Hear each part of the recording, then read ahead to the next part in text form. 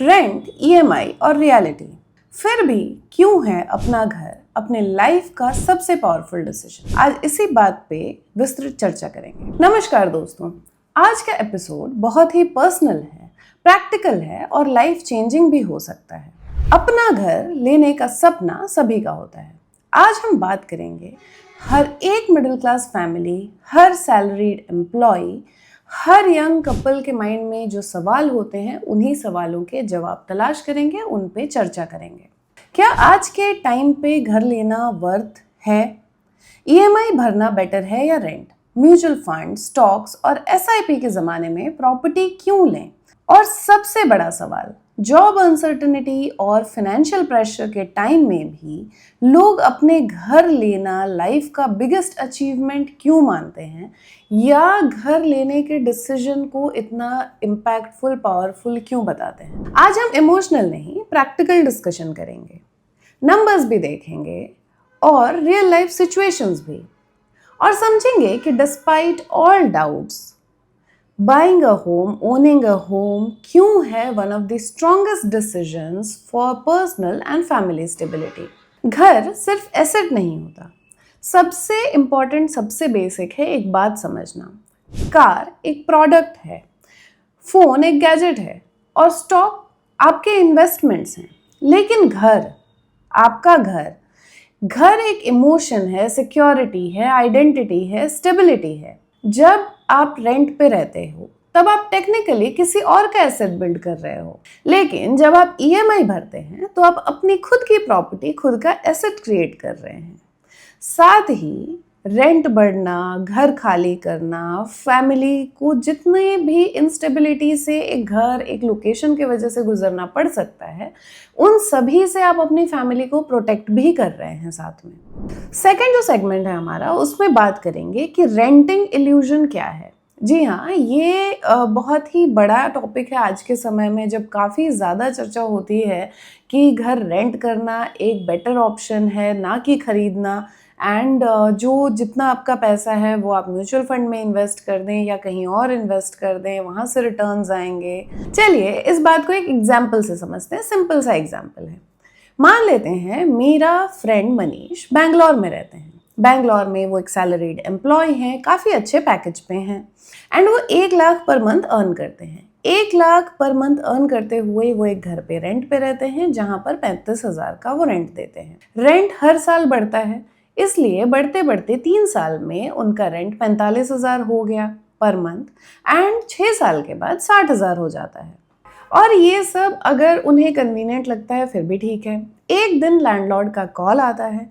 Landlord उन्हें कहते हैं कि हमारी फैमिली यहाँ आ रही है, हम शिफ्ट हो रहे हैं, आपको घर खाली करना होगा। अब मनीष क्या करेंगे? मनीष पैकिंग करेंगे, घर ढूंढेंगे, ब्रोकरेज देंगे, शिफ्ट करेंगे, डिपॉजिट एडजस्ट करेंगे। कई बार deposit is again a point of question. Then comes कि उनकी फैमिली है तो बच्चों का स्कूल चेंज हो जाएगा, सारा जो उनका सोशल कनेक्ट है वो सब चेंज हो जाएगा, उनका जितना ऑफिस आने जाने का, प्रोफेशनल लाइफ का कम्यूट है वो चेंज हो जाएगा एंड इतना सारा स्ट्रेस भी उनको लेना पड़ेगा। Apart from the fact that he is willing to pay an X amount in a rent to continue living in the same space. इससे क्या समझ आता है कि आपने 10 साल तक रेंट दिया लेकिन ओनरशिप जीरो एस्टेब्लिश हुई।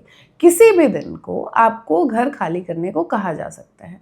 और जब हम न्यूज़ में, टीवी पर इतने सारे लोगों को ये कहते सुनते हैं कि रेंट करो और इन्वेस्टमेंट कीजिए, देखिए they are the people who are on the top level. वो अफोर्ड कर सकते हैं अगर उनका रेंट 10% से बढ़ के 20% बढ़ जाए, या कोई लाख रुपए का भी मंथली रेंट हो तो दे माइट अफोर्ड। बट एक मिडिल क्लास फैमिली जिनके लिए स्टेबिलिटी एक बहुत इम्पॉर्टेंट फैक्टर है, उनके लिए ये एक ऑप्टिमम चॉइस नहीं है कभी भी। इसका सेकंड एग्जाम्पल लेते हैं और इसको और बेहतर तरीके से समझते हैं। 2 बायर्स हैं, अमित और प्रिया। इस कपल ने 70 लाख रुपए में एक घर खरीदा। हो सकता है उस पर्टिकुलर पॉइंट ऑफ टाइम पे उन्होंने उस लोकेलिटी की सबसे लैविश प्रॉपर्टी ना खरीदी हो, मिड सेगमेंट में अपनी समझ के हिसाब से एक अच्छी डिसेंट प्रॉपर्टी ली। 70 लाख रुपए में उन्होंने घर खरीदा, ईएमआई उनकी आती है 48,000 रुपए की। इनिशियली ऑफ कोर्स ये एक बड़ा डिसीजन है, बुकिंग अमाउंट लगभग 10% की आती है, उसके साथ ही प्रॉपर्टी किस पोजीशन में है, क्या पेमेंट टर्म है, उस बेसिस पे अ lot of things come in. So definitely initial pressure था, बहुत सारे सेलिब्रेशंस पे, खर्चों पे लिमिट लाइन लग गई, रैंडम चीज़ें नहीं कर सकते थे वो, मूवीज़ सेलिब्रेशंस कम हुए, उनके और भी जो खर्चे हैं वो भी कम करने पड़े उन्हें, वेकेशंस प्लान्ड हुई या तो फिर कैंसिल हुआ कि नहीं बाद में कभी जाएंगे। ये सब कुछ करने के बाद 10 साल में क्या हुआ? 10 साल में क्या हुआ? 10 साल में लोन का प्रिंसिपल कम हुआ, सैलरीज बढ़ी, साथ ही घर की जो वैल्यू थी वो 70 लाख से बढ़कर 1.2 करोड़ की हो गई। ईएमआई पूरे ड्यूरेशन में सेम ही रही। और जो सबसे ज़रूरी बात है वो ये है कि वो फैमिली सेम ही लोकेलिटी में रहती है, उनकी डॉटर सेम स्कूल में 10 साल पढ़ के उसने अपना एग्ज़ाम कंप्लीट कर लिया और एक स्टेबल होम वो अपनी फैमिली को दे पाए। चलिए अगले सेगमेंट की तरफ चलते हैं और बात करते हैं एक बहुत बड़े मिथ की। मिथ ये है कि रियल एस्टेट बहुत लो रिटर्न्स देता है। आजकल लोग कंपेयर करते हैं gold, mutual funds, SIP, stocks, crypto सभी के साथ और कहते हैं रियल एस्टेट केवल 6 से 8% का ही रिटर्न देता है। लेकिन ये आधा सच है। रियल एस्टेट का रिटर्न सिर्फ अप्रिशिएशन नहीं होता, रियल एस्टेट साथ में बहुत सारी चीज़ें ऑफर करता है। तो अगर हम बात करेंगे तो रियल एस्टेट अप्रिशिएशन देता है, रेंटल इनकम देता है, लेवरेज का बेनिफिट देता है, इन्फ्लेशन हेज देता है, स्टेबिलिटी वैल्यू है इसकी, और जो सबसे ज़रूरी चीज़ ये आपको देता है वो है फोर्स सेविंग डिसिप्लिन। क्योंकि आप बहुत ही जल्दी इमीडिएटली जैसे आप बाकी चीज़ों को लिक्विडेट कर सकते हैं, रियल एस्टेट को नहीं कर सकते। दैट इज़ वाई ये वो एसेट है जो लास्ट तक आपके साथ रहता है एंड उसका एडवांटेज मिलता है लोगों को, फैमिलीज़ को। स्टॉक्स में 10 लाख लगाने के लिए आपके पास 10 लाख होने ही चाहिए, लेकिन रियल एस्टेट में 10 लाख का डाउन पेमेंट जो कि आपका बुकिंग अमाउंट है वो आपको 70 लाख की प्रॉपर्टी, 70 लाख का एसेट बना कर देता है। That is the power of leverage in real estate. इस सेगमेंट में बात करेंगे जो सबसे इंपॉर्टेंट चीज लोग इग्नोर करते हैं वो है मेंटल स्टेबिलिटी। जी हाँ friends, mental stability, stress free रहना। लेकिन when it comes to investment, अगर आप जितने भी इंटरनेट में देखेंगे, फिनेंशियल इन्फ्लुएंसर्स को देखेंगे and a lot of other kind of influencers को देखेंगे, people do not prioritise it when it comes to investment. अपना घर होने का मतलब क्या है?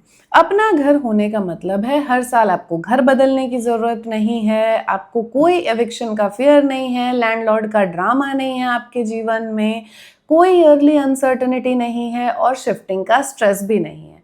ये सबसे इम्पॉर्टेंट है जब हम बात करते हैं फैमिलीज़ की, पेरेंट्स की और चिल्ड्रन की। इस सेगमेंट में समझेंगे अपने फैमिली का सबसे इम्पॉर्टेंट जो पॉइंट होता है, बच्चे उस घर के, चाइल्ड साइकोलॉजी के एंगल से इस पॉइंट को समझेंगे। एग्जाम्पल थोड़ा इमोशनल है बट प्रैक्टिकल है। कंपेयर कीजिए एक बच्चा जो हर 2-3 साल में अपना स्कूल बदलता है, अपने आसपास की लोकेलिटी बदलता है, वो क्या महसूस कर रहा है? वो हमेशा उसका एनवायरनमेंट चेंज होता है, हर बार उसके पुराने दोस्त छूट जाते हैं, नए दोस्त बनाने पड़ते हैं, डेफिनेटली इमोशनल डिस्कनेक्ट फील करता है। वहीं पर एक बच्चा जो अपने खुद के घर में रह रहा है वो क्या फील करता है? परमानेंट मेमोरीज बिल्ड करता है, एक सेफ सिक्योर्ड एनवायरनमेंट में वो एक कॉन्फिडेंट इंडिविजुअल बन रहा है और स्टेबिलिटी फील करता है। इस सेगमेंट में बात करेंगे कि हर कॉरपोरेट एम्प्लॉय या प्राइवेट सेक्टर में एम्प्लॉयड आदमी के मन में ये चिंता हो सकती है कि जॉब सेफ नहीं है, कब नौकरी से निकाला जाऊंगा या जॉब चली जाएगी पता नहीं, सो ईएमआई कैसे भरेंगे। कंसर्न डेफिनेटली वैलिड है, लेकिन रियलिटी क्या है? रियलिटी ये भी तो है कि रेंट भी तो कंपलसरी है।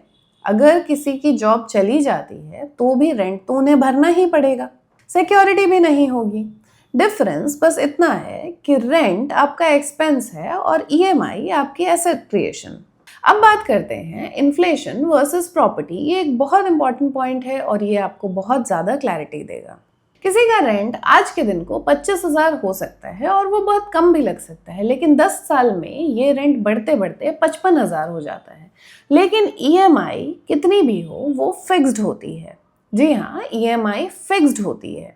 इसका मतलब टाइम के साथ रेंट बढ़ता है, ईएमआई रिलेटिवली ईजियर होती है क्योंकि आदमी की सैलरी बढ़ती है, प्रमोशंस होते हैं, फाइनेंशियल स्टेबिलिटी बेटर होती है। इसीलिए हमारे जो प्रीवियस जनरेशन्स हैं वो आज ज़्यादा कंफर्टेबल फील करते हैं। अब बात करते हैं वो बिगेस्ट मिस्टेक्स जो सारे यंग बायर्स करते हैं। जी हाँ, जो परचेज करना चाहते हैं, प्रोसीड नहीं कर रहे हैं, या क्या किस तरह की प्रॉपर्टी लें उसमें कंफ्यूज्ड हैं, या फिर गलत तरह की प्रॉपर्टी को ऑप्ट कर रहे हैं। So let's discuss in detail कि यंग बायर क्या गलती कर रहे हैं।